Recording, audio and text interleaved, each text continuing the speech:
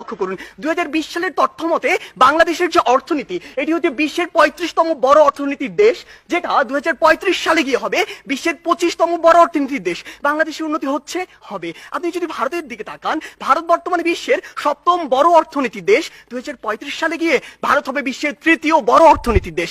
ভারত আপনার দিকে তাকিয়ে বসে রয়েছে না, দক্ষিণ এশিয়ার অন্যান্য দেশ বসে থাকছে না, পৃথিবীর অন্যান্য দেশগুলো বসে থাকছে না।